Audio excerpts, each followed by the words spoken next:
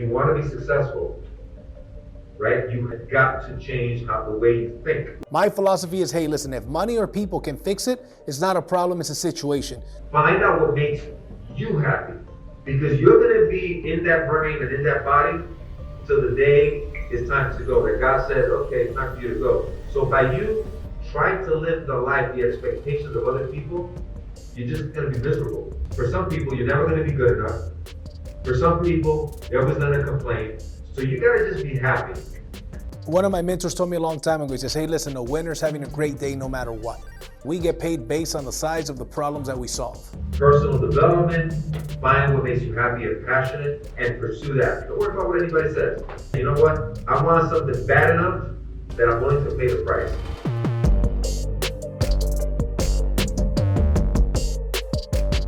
Hey, what's up, family? It's JC Rangel, and you're on the Driven Not Given podcast.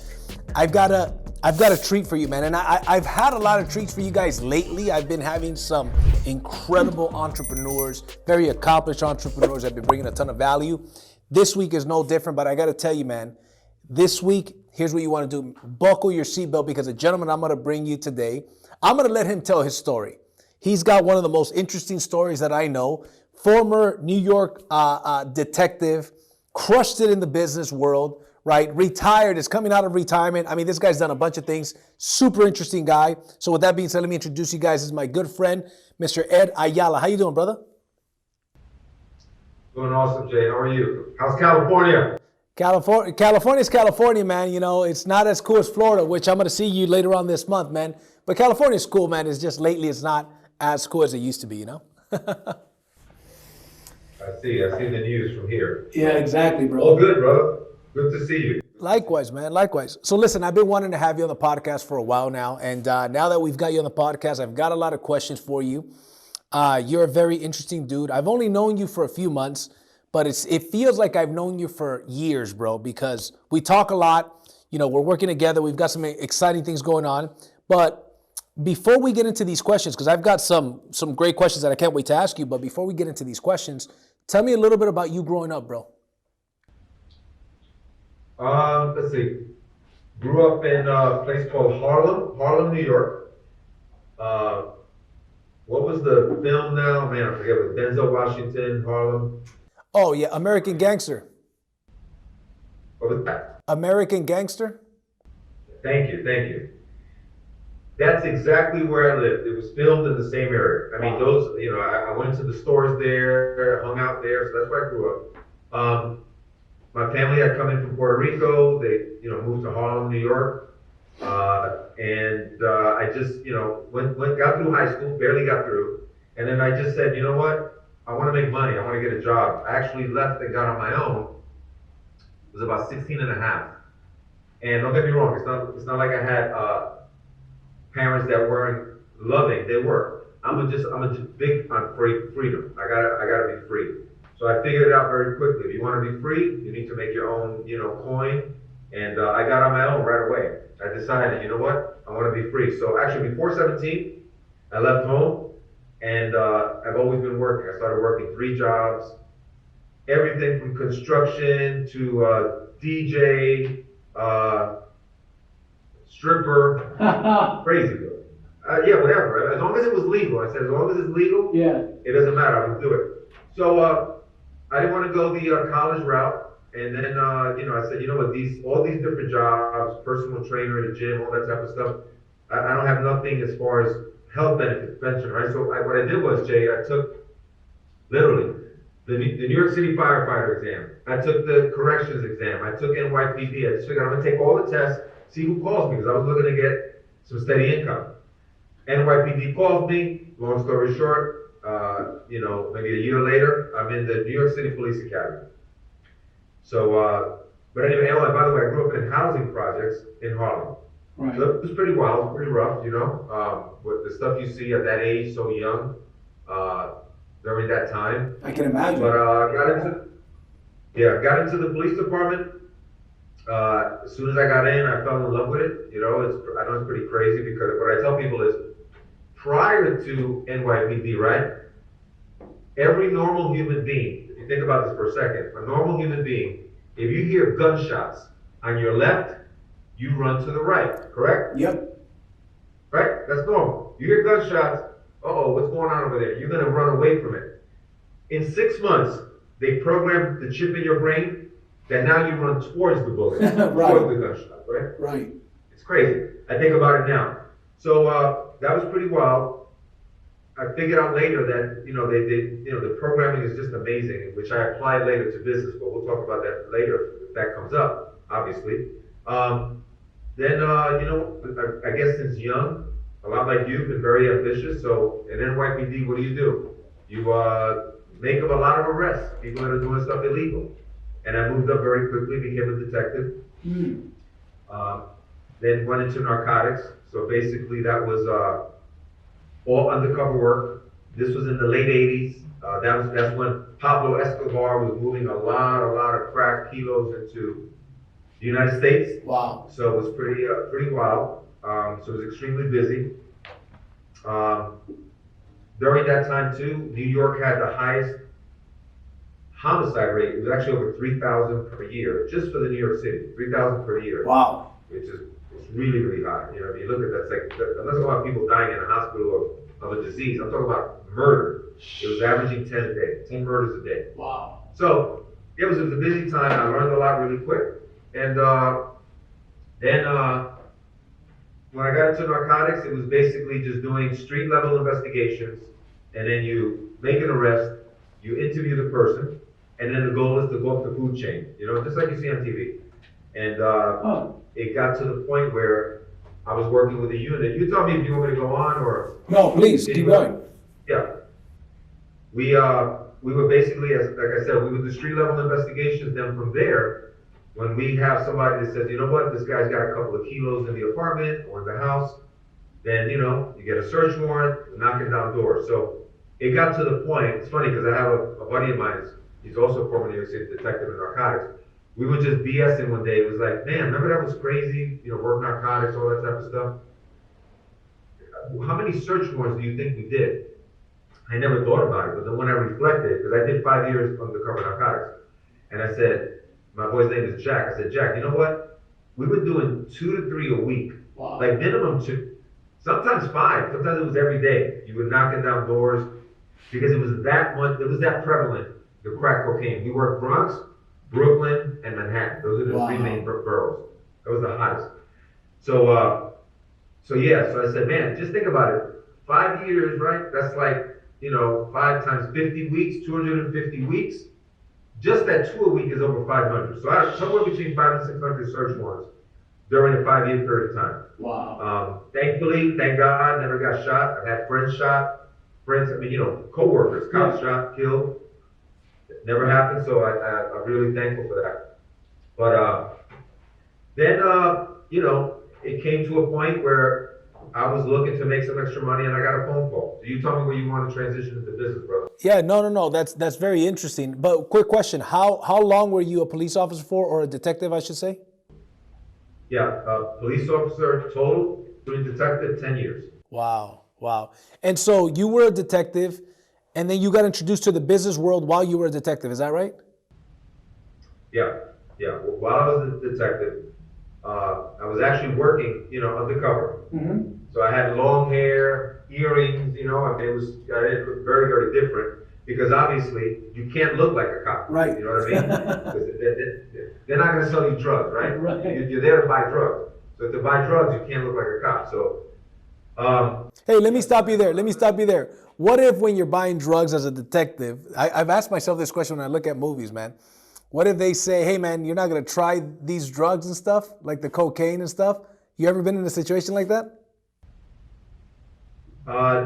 No, but I've had partners that have been. And unless your life is on the line, NYPD doesn't allow you to do it. Wow. Like, they don't allow you to take a sniff. No, they don't allow you to do that. But unless your life is on the line, they got a gun to your head, that's a different story. Yeah, but you got to be able to, let them know that's why. Because otherwise you're going to have cops storing cocaine, right, or getting high. Exactly. And they're going to say, oh, I was on a bus and I had to get it. I didn't have a choice. Yeah, I had no choice. They have a choice every weekend. I get it. There's part of that. Yeah, so while I was working undercover. We used to do a lot of search warrants with the DEA. I worked with the DEA task force also. So it was all narcotics, right? I didn't do like homicide or burglary investigation. They got different units for that. And it was during that time that I got a phone call. I was visiting my mom, who still lived in Harlem. And I'm dating myself now, bro.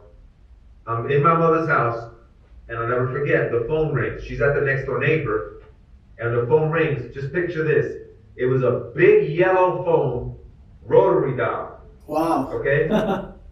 Yeah. So, old rotary dial phones, right? And it was a guy that I had went off to the service, long story short. His name is Basil. He's calling me, Ed. He wasn't expecting to get me there because I don't live with my mom. I was just visiting. Yeah. He says, "What? I was about to ask your mom for your phone number. I want to get in touch with you." So I'm like, "Oh, well, cool." I hadn't talked to this guy for years. Yeah. Anyway, he says, what are you doing now? I said, "Man, I'm with NYPD, blah, blah, blah. I'm a detective." He goes, "Oh, wow, that's great." He goes, "Listen, are you open to making some extra part-time income?" So, brother, I was making about $50,000 a year for spending 60. You know what I mean? Right. I had about 16,000 in credit card debt. So I said, "Yeah, of course. You know, always. Plus, I knew the guy." So he said to me, Then I said, "Doing what?" Right? Typical. Doing what? So he goes, "Well, listen, I never forget this. It was like a real cheesy line, but it worked." He said, "I can't get into it over the phone. It's like me trying to give you a haircut over the phone. I can't do it." Right? And I go, "Yeah, true." He goes, "So when can we get together? Thursday or Friday this week?" So he asked me an alternate choice question. Yes. Right? I didn't know nothing about sales back then. Right. And I said, "You know what? Let's do it Thursday." I was motivated. So we meet at my mother's house. I kid you not. And at that time it was A.O. Williams Primerica, right? Yes. He shows me not a presentation on a laptop. There was no iPads at that time. This is 1993. Wow. He showed me a presentation. It was a black and white copy of a color presentation. Like some cheap, he went and got photocopies, right? He showed me that and talked to me about a few concepts, and he says, "Look, you can make extra money." Point is, he didn't really know what he was doing, right? But here's what he said to me. He goes, "Look, there's a vice president that I'm working with out of New Jersey, and I think you should meet him because, you're motivated and you can see the big picture to make money." I said, "All right, fine." I knew it was about life insurance. That's what it was about. Sure. So brother, I live in New York. I got to go to another state. Yeah. Okay? So I tell my brother, I go, "You know what? Let's go check this out." My brother's like, "What?" "No, we're going to go to some business meeting. Maybe make some money." I have no clue what it is. I didn't know that you could hire and train people, recruit people. I didn't know none of that. I had no idea, right? Yeah. So we go from New York to Jersey. We're sitting in that meeting. Obviously, we're still cops. Both of us were. And we're sitting there with our 9mm. We're looking at everybody, like, what's this all about? And I'll be honest with you, we were about to leave. I'm elbowing my brother. I'm like, "Dude, we got to get out of here." But the meeting was so small, and it would have been really noticeable, right? It was a small, very small office, like maybe 15 chairs. So we were like, "Yeah, let's wait for the right moment." But here's what happened, though.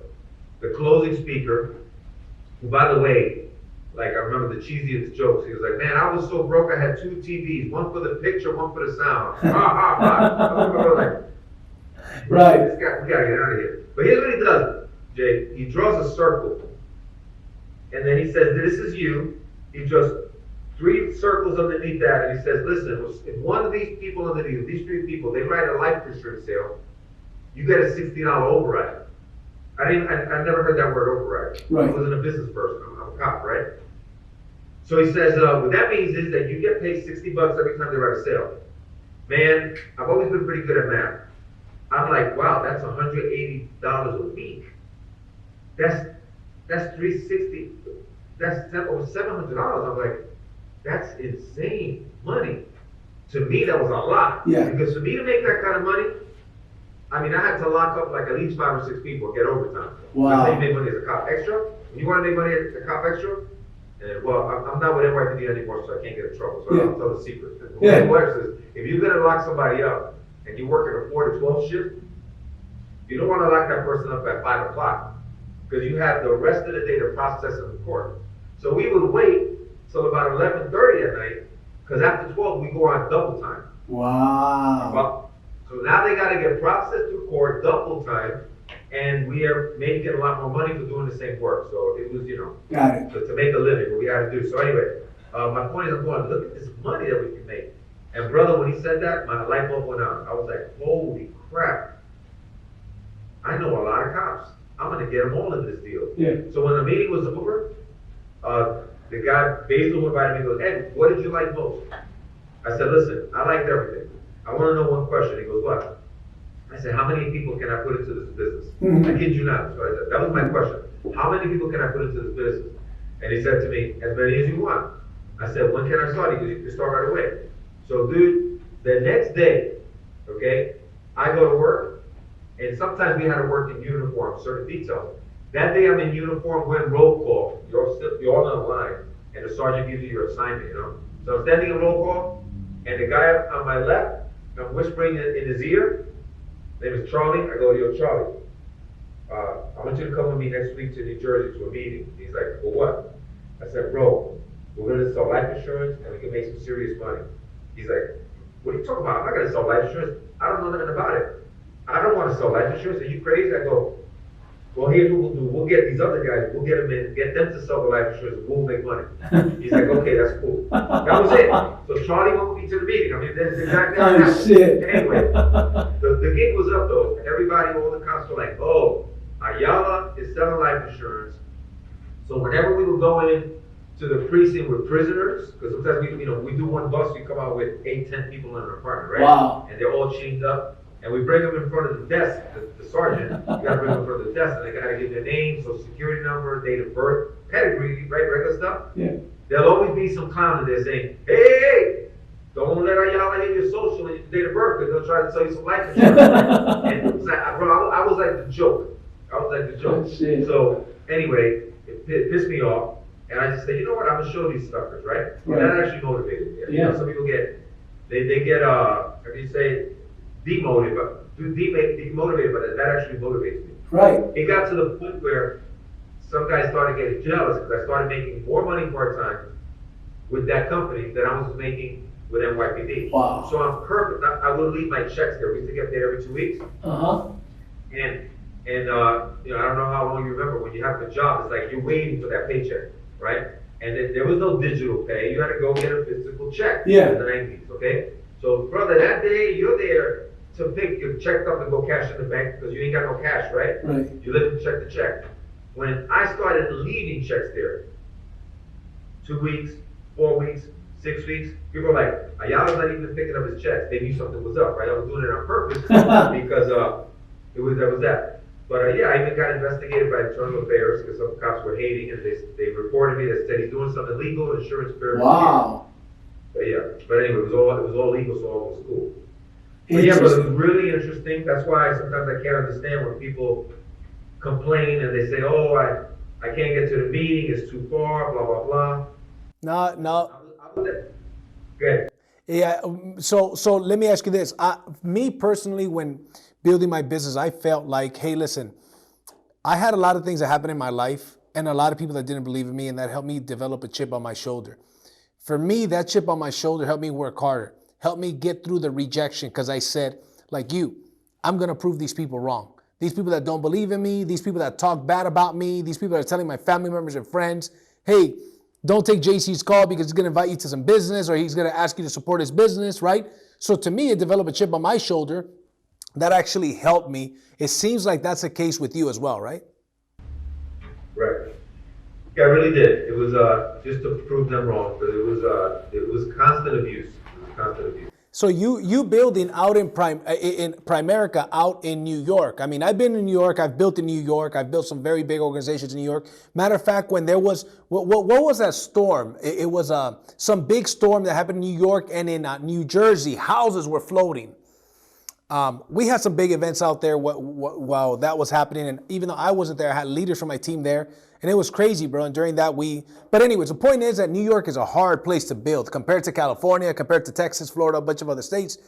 How was it? Because, correct me if I'm wrong, but you and your office, you ended up having an office and you guys were the top recruiters, team builders in all of Primerica. Am I getting that right?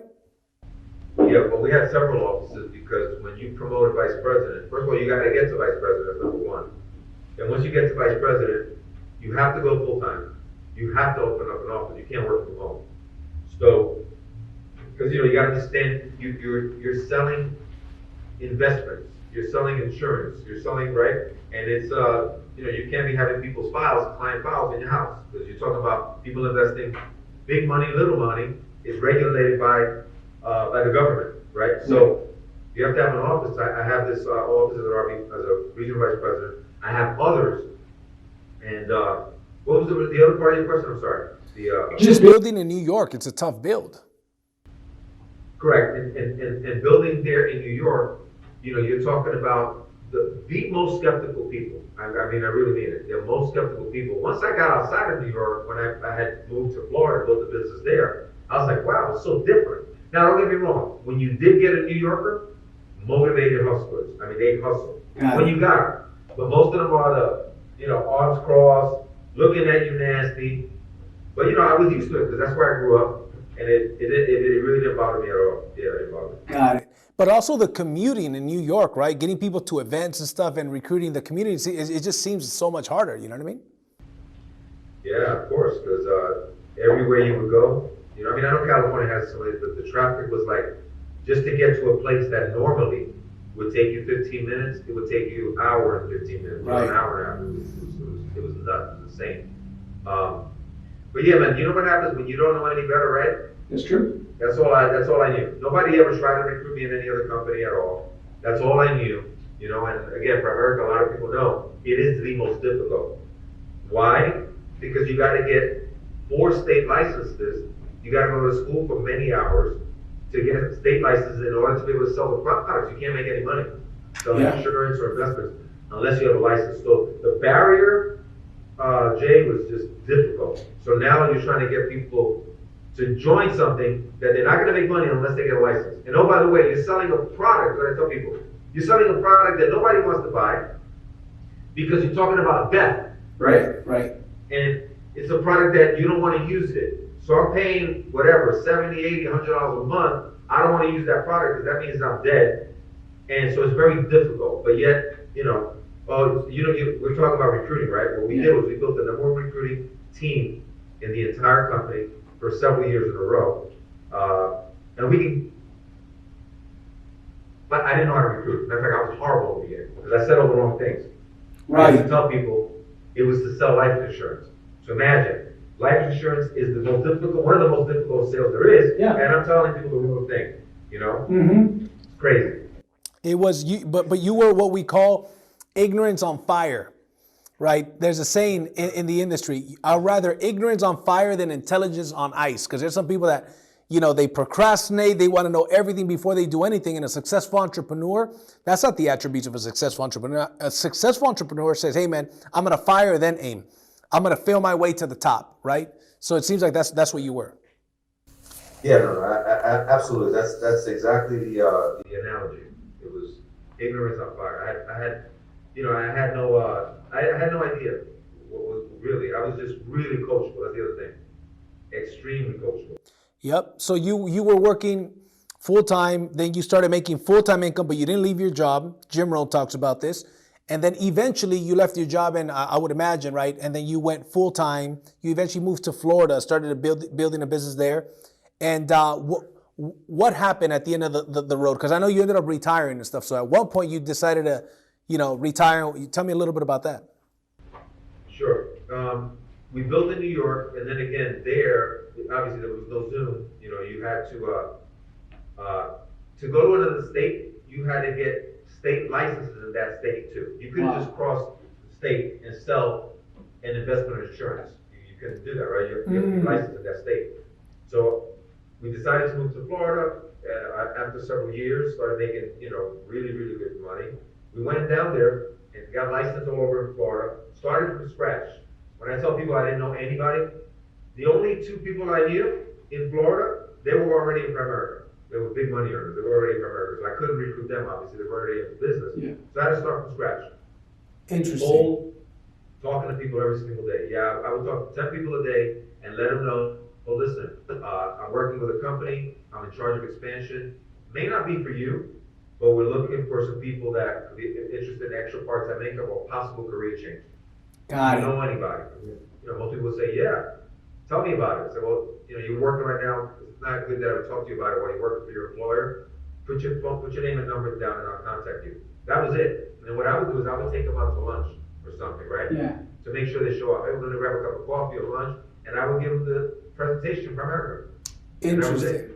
it. But see, here's the thing. I learned how to build through more marketers. Once I recruited somebody, I built a relationship, and I focused on building through the more marketing. Right. Interesting. So let me ask you this. So obviously you've had a lot of success in business. You've made a ton of money. What are some of the fundamental skills? Let's say you could think of 2 or 3 skills that the average person, whether they're involved in Primerica or it doesn't matter what business they're involved in, what are a couple of skills that you would say that somebody should develop to be successful, whatever their chosen career path is? Sure. That's a great one. And you know what? It took me a lot of years to figure this out. Because sometimes you think back, well, is it having good presentation skills? Is it knowing how to recruit? Or whatever, right? Is it knowing about business? No, those are really low on the, as far as me, as the hierarchy. Yeah. Number one is your belief level, right? It's when people are able to believe that they can do something, it causes them to take action. So I kind of do a little triangle here, right? So if we're at the top here, we say, you know what? Your belief is here, all right? Then over here, this point of the triangle, right, is action. And then this point of the triangle is results. Now here's what happens. If somebody has a high belief level, the higher the belief level, right? I think I can do this. I'm excited. I believe in this. I believe in me that I can do it. Yes. Well, you're going to take more action. By you taking more action, you get bigger results. By getting bigger results, it increases what? Your belief. Nice. And it keeps going, right? That's awesome. Now, the opposite is true. If somebody has a very low belief level, they're not going to want to take action because they don't believe in themselves. By not taking action, you get less results, and it makes your belief even less. And then people just quit. So what's number one?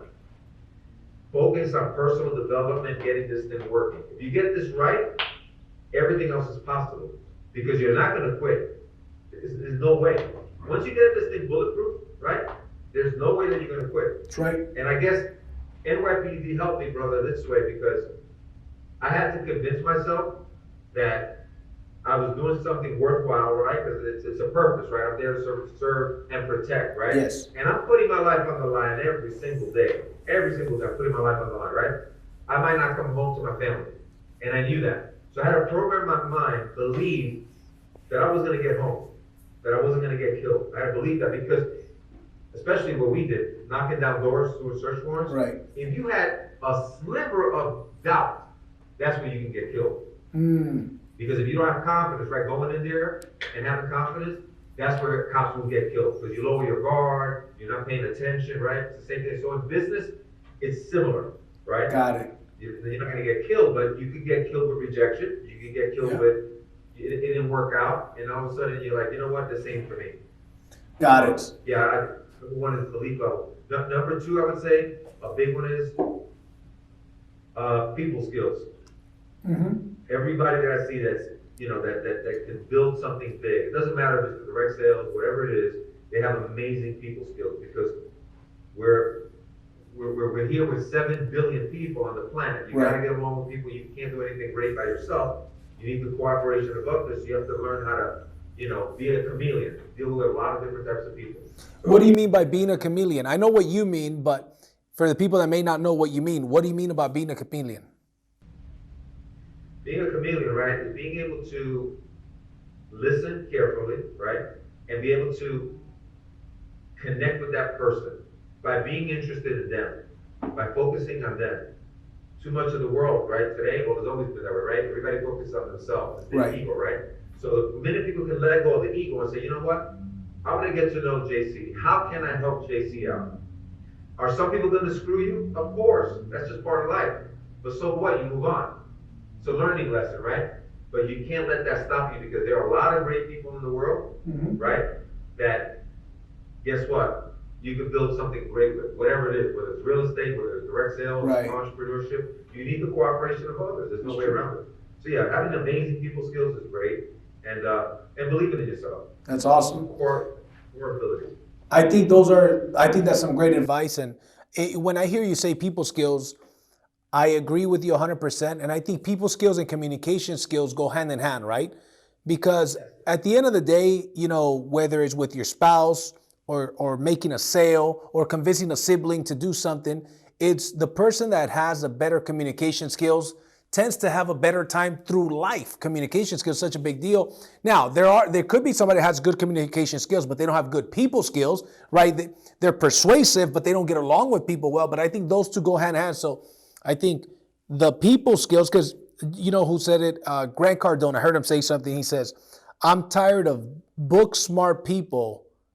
They're book smart, but they're people stupid. You know what I'm saying? They're book smart, but they're very dumb they don't have people skills. Does that make sense? And I agree 100%, man. Thank you for sharing that, bro. So people skills. And then obviously to build what you build, bro, leadership, right? How important is leadership in business, brother?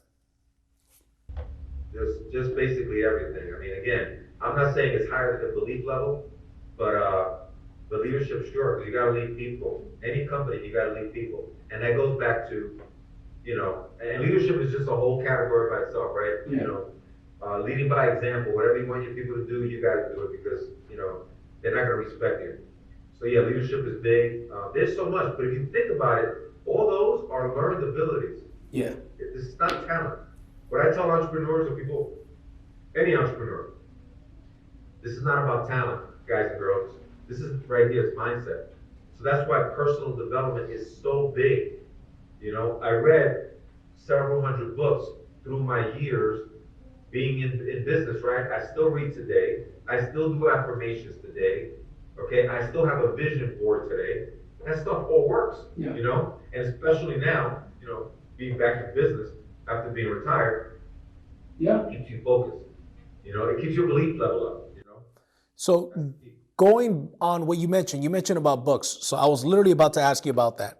What are some top 2 or 3 books, 1 to 3 books that you would recommend an entrepreneur to read? You know, for general, overall, I really like The Magic of Thinking Big by Dr. Schwartz, okay? General overall. Yes. He does a really good job of just kind of a good summary. Well, actually, no, there's one even better, but that's the top one. It's called Think Like a Winner. Matter of fact, Think Like a Winner, okay? That is my all-time book, okay? Think Like a Winner. That's always on my desk. To me, that's the best compilation I've ever seen on personal development. Wow. It is. I never heard of it. It was a guy that from America. Well, you know Hector from California. Yeah. Oh, that's Hector's book? What was that? Is that Hector's book? No, it's not his. He recommended it. Got it. Last Monday I was at his house in Newport Beach, and I said, Hector, if you were on a deserted island and you only had one book that you could read, personal development, what would it be? He said, Think Like a Winner. Dr. Staples. I was like, really? That's pretty wild, because the guy had read several hundred books, and I was still pretty new vice president. I got that right away, and the guy was on the money. I mean, it is the best. The guy took the best. Dr. Staples took the best of the best and put it into that book. So that's number one, Magic of Thinking Big. The next one is, you're always in sales. So one way or the other, you're always in sales. Yeah. To me, the best of the best is Tom Hopkins. Got it. You know, How to Master the Art of Selling. That's one. And then I said the last one there to complete would be Dr. John Maxwell. You know? Yeah, his leadership books. His whole leadership collection. Yeah, that's pretty complete right there. Anybody that dives into that, and I mean focuses daily, your life changes. Right. Awesome. I love it, bro. Love it. Let me ask you this. If you had 3 months and somebody gave you, your rich uncle comes to you and says, hey, Ed, I've got a challenge for you. You've got 3 months. Here's $1 million. I need you to invest this money wisely, and you've got 3 months to do it. What would you invest $1 million in? I would divide it up. Number one, I would put a percentage into my own business, to grow my own business, whatever that is, right? Yeah. You know, social media, advertising, whatever you feel strategically you want to grow your own business. Another one would be in real estate. Yeah. Another one would be in the market. When I say in the market, yes, I've invested in individual companies, but we taught in Primerica that the easiest thing to do is just follow the S&P 500 and get mutual funds. I'm sure most people have heard of them. That's the key. If you get index mutual funds, you're following the U.S. economy. Sure, it's going to go up and down, but over a 20, 30-year period of time, you're going to be averaging, 9, 10%, sometimes 12%. And then, not in this conversation in the future, but your money starts to compound. You have compound interest working for you. You just keep investing every month. So that's how I would pretty much break it down. Nice. Those are 3 areas that you're not going to fail. That's true. I agree. And some advice that you would give, there's a lot of entrepreneurs, a lot of sales professionals. What is some of the best advice, Ed, that you could give to a struggling sales professional or a struggling entrepreneur of some sort? Yeah. It's always going to come back to your belief system, right? Your mindset. So that it doesn't matter what business you're in. If you looked at a business and you really sat down, and sometimes you need to work with somebody that has more experience than you. Say you work with a consultant, a mentor, whatever, and you got a good business. You did a market study, right? There's a good business here. So if the business is good, the market is there, your product is good, because that's another thing, right? You got to have a great value for people. It's got to be win-win. Right. I never wanted to, could never get involved in anything that doesn't improve the life of the other person, right? So, if you have that and it's not going well, then it's just you.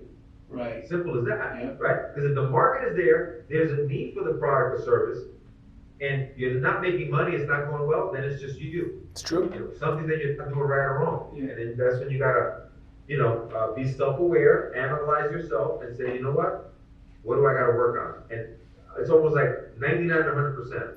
It's all up here. Yeah. Yeah, it's true. Because you're not LeBron playing basketball, right? See, I always tell people, that's a talent. As much as Jay, you and I, right? I play ball, maybe you play ball, but as much as we try, that's a God-given talent, right? Yeah. Just like singing, Right. playing ball, maybe throwing a 100-mile-an-hour baseball. You can try all you want. That's talent. The great thing about entrepreneurship, it's not talent-based. That's It's right. abilities. Yes. That you learn. Absolutely. Somebody asked me a long time ago why I got into sales and entrepreneurship, and I said, because I can't sing and dance, right? So I got into, entrepreneurship, and it beats, here's what I said, because I can't sing and dance, and it beats the shit out of working 9 to 5. That's why I got into entrepreneurship and sales, right? Because it's something that I saw people that came from an environment similar to like I did. Some people very, very similar, same city and whatnot. And I said, if this person can make it, illegal immigrant like myself, right? If that dude can make it, I can make it. I realized that sales was a great equalizer, that the rubber doesn't meet the road until a sale is made. So for me, I was like, sales makes sense and anybody can go out there. And one thing that helped me is my martial arts background, right?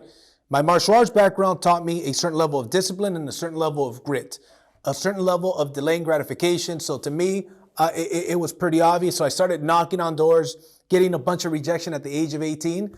And I'm very glad I did, because the highest paid profession is indeed sales. It is, absolutely. Yeah. And anybody can. It's the highest paid profession. Yep. Yep. And anybody can learn it. And what do you say to the people, bro, that feel like they believe that sales is something that you either have or you don't? What would you say to that person? Yeah, that is one of the biggest myths in the world. Mm-hmm. I mean, biggest myths.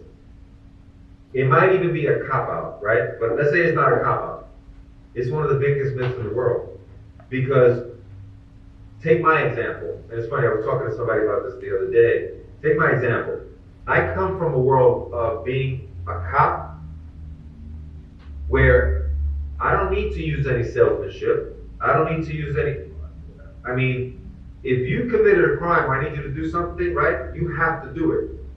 Excuse me. I'm the authority, right? So I didn't know salesmanship. Right. I didn't know that. When I'm locking up a drug dealer, there's no salesmanship, right? You have your gun out, and you're gonna they gotta put their hands behind their back, right? Yeah. You committed a crime, you're going to jail. Period. So it was a big awakening when all of a sudden I go into sales, and I have to persuade people, but I can't take out my 9mm, right? Yeah. I I gotta convince you a different way. Yeah. So it's a learned ability, you know. And I also tell people a positive mindset, it's a learned ability.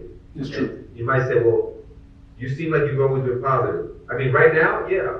Since I've been in personal development, I'm the most positive person on planet Earth. There might be somebody equally, but I'm not more positive because I'm always positive. Right. I don't give a shit what happens, right? It could be anything. I'm going to turn into a positive, a learning experience, whatever it is, right? But I came from a world that was completely opposite. Because I tell people, Jay, I tell them this, okay? When a cop gets a call, it's never positive.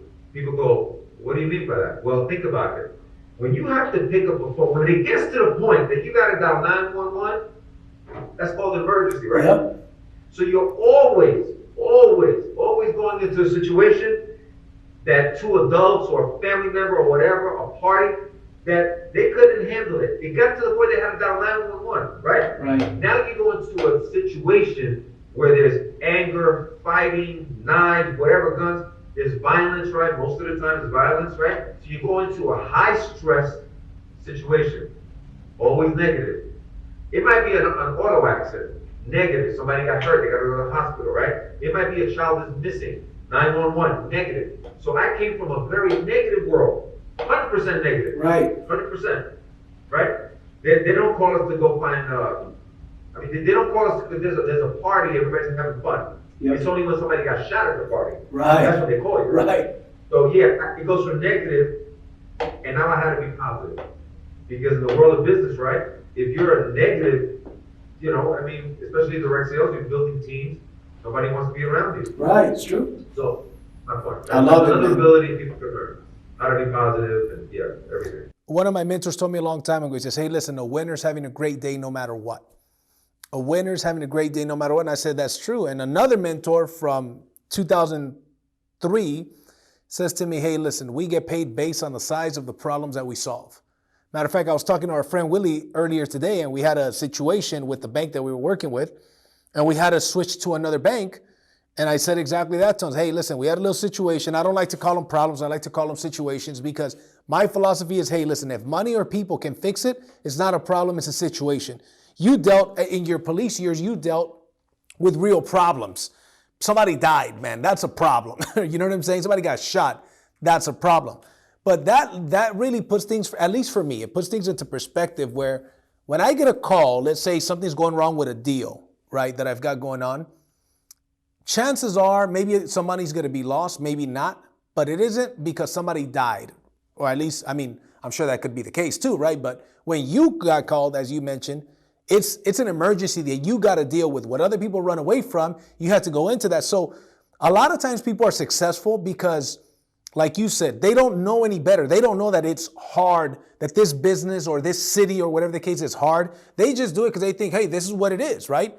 And some people, because they had it too easy, like when I was younger, when I was a kid, I remember growing up with some kids that had both of their parents gave them everything. They had a very easy life as a kid, but guess what? They didn't develop grit. They didn't develop discipline. So when they got older, that lack of discipline and that lack of grit that it takes to survive in this world, now they're very unhappy these days, and a lot of things in their life are not where they would like them to be. And now as an adult that's done a lot of personal development, I look at this, I'm like, well, shit, they were set up for failure because they were given everything. They were told yes to everything, man. Whenever there was a problem, somebody stepped in and fixed it for them, right? And where I grew up, nobody fixed, a lot of these problems, nobody fixed for me. Granted, my mom helped me fix some of the problems, but a lot of things I was like, I had to figure out on my own, and that helps you out in life, Absolutely. They become snowflakes, right? That's right. It's great. They're adults, and it's really sad because then the chip in the brain is still programmed. It's difficult to reprogram. That's right. right. What I mean? It's sad. Yeah, I totally agree. 100%. Awesome, bro. Last question for you, bro. If you had to give some advice to, say, your teenage self or some young kid, some young teenager, or even a young adult, in any one of those places, what advice would you give that person? Yeah, it's going to be similar as far as personal development. I would say, look, the books that I just recommended, out of everything I recommend, I try to boil it down to the most important core, right? I would dive into those and make it part of your life. Meaning, I've read Think Like a Winner probably 15, 16 times over, because I always read 10 pages a day. Yes. That's what one of my mentors said. He goes, because I hate reading. I barely got out of high school, right? I'm from Harlem, New York. Like, nobody reads, who cares? You go to jail, you sell drugs, or whatever it is, right? Yeah. So I wasn't into reading, but he said, look, if you want to be successful, right, you have got to change the way you think. Right. There's no other way, right? So he says, what you're doing is, when you read a book, he goes, think about it this way. It might be Think and Grow Rich. That's another classic, right? Think about like that Andrew Carnegie is speaking to you through the words on that page. Right. And he's coaching you. Carnegie was one of the wealthiest men in human history, right? Right. Maybe Elon Musk get my chance. But you know, with the inflation adjusted income, these guys were like titans, right? Big time money in that in the early 1900s, right? So he says, try to make it like him and the Rockefellers and Henry Ford, the people in that Think and Grow Rich, like they're talking to you personally, Ed. Treat it that way. So he says, so that helped me. And then he says, look, all you got to do is read 10 pages a day. Yes. 10 pages a day in 30 days, you pretty much read any book, right? Right. That's 300 pages. Yeah. So break it down. So I had to do that. It was rough. I used to read 5 pages in the morning, 5 pages at night, but I was disciplined. Yes. Just like, right? Throwing 100 kicks, roundhouse kicks. Right. Whatever it is, right? It's just discipline. It's just saying, you know what? I want something bad enough that I'm willing to pay the price. Yes. I love it, bro. You know, Yeah, so I'm sorry, go ahead, bro. Go ahead. So for young people, it's personal development, big. Next is find out, this is a big one, this is big. It's so simple, but it's big. Find out what makes you happy. Not what makes your parents happy.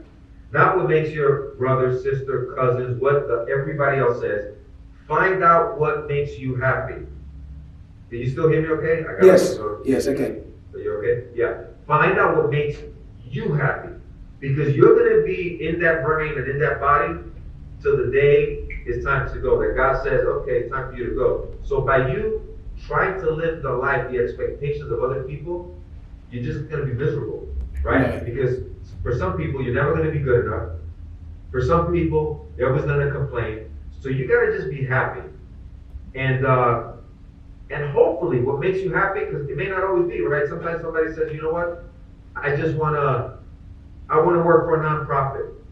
And that makes me happy. I don't make much money, but I'm happy. Well, then do that. Yeah. Do that. It makes you happy, you know? Right. We happen to be blessed, right? That we're in a world, direct sales, where we love it. We love working with people. We love leadership. We love personal development. And oh, by the way, you make a pile of money. Exactly. So it's pretty cool, right? To have both. But that's what I tell people, do, and I know everybody's heard this a bunch of times, right? Do what you're passionate about. And I just say, yeah, that you're happy, you're passionate, and as we always say, right, you know, the money is going to follow. Because if you do something you're not passionate about, you're not happy, you're going to throw in the towel. You're going to burn out, right? But when you, like myself, right, 10 years in retirement, I come now, I decide to do a business, partner with you, right? I find you, I partner with you. Man, I'm like excited again, right? Excited about, wow, you know? And now it's a whole lot easier, right? Because why? My belief level is way up here. Yep. Very different, right? That's true. See? So that's what I tell people. Personal development, find what makes you happy and passionate, and pursue that. Don't worry about what anybody says. You just can't. If they happen to be happy, great. But if not, you got to do, like they say, you got to do you, right? You got to be happy. Hey, man, I agree completely. Thank you for sharing that. One of the things you mentioned, Dale Carnegie, and we'll close it off with this. You mentioned Dale Carnegie. You also mentioned about people skills. That leads me to his book, which was the very first personal development book I ever read. How to Win Friends and Influence People. Such a classic, man. For anybody who wants to learn leadership and wants to learn how to win friends and influence people, that's the name of it, by Dale Carnegie, right? That's such a classic book. So for people skills and leadership, I would highly recommend that book as well. 100%. Yeah. Again, there's so many great ones, right? That's another one. You just forget, but that's another one. Oh, yeah, for sure. You can't mention them all, you know? And so I get it. But when you brought that up, I'm like, oh, yeah, Dale Carnegie. That's always been a book I've recommended. So, man, Ed, thank you so much. Go ahead, bro. The last thing is this. For everybody watching, okay? I'm going to tell you what happens, because it happened to me, it happened to Jay, it happens to everybody. You start a new business or whatever it is, you're doing something, and you doubt yourself. Normal. You look in the mirror and you say, am I really going to make it? You mean a guy that looks like me, or a girl, whatever it is, me, I'm going to make it? Is that possible? I don't care whether it's direct sales, whatever type of business. Here's what I want you to think about when you ask yourself that question. Is there one type of person that becomes a millionaire or a billionaire? Is there one type? Right? No. There are women, men, tall, fat, short, skinny, right? It doesn't matter, right? Black, white, brown. There's so much success in the world. So there is no prototype. Right. But you know what there is a prototype in? The way they think and what they want out of this life for their family. Right. That's the key ingredient that every successful person has. It's the way they think and what they want out of this life for their family. Because guess what? The outside, the body, doesn't matter what the outside is. It's what's in here. That's the key. I love it. So you just got to look in that mirror and say, you know what? Man, Jay and Ed are right. It does not matter. Because there's someone that looks similar to me, or is Mexican, or me Puerto Rican background, doesn't matter. Somebody out there has made it. If they can make it, I can too. So I love it. Absolutely. Awesome, brother. Thank you so much, man. This was very, very valuable. I'm going to go get that book that you recommended, man. If somebody like you recommends a book, Think Like a Winner is the name of the book you said? By Dr. Staples, yeah. Bro, I'm going to go buy that book, man. Thank you very much, my friend. I appreciate you, Ed. Thank you for spending some time with us here. This episode is gonna air very next Monday because I want to get it out ASAP. So again, appreciate it, Ed. Hope you guys enjoyed this episode of the DNG podcast. And as always, I'll see you at the top or from the top.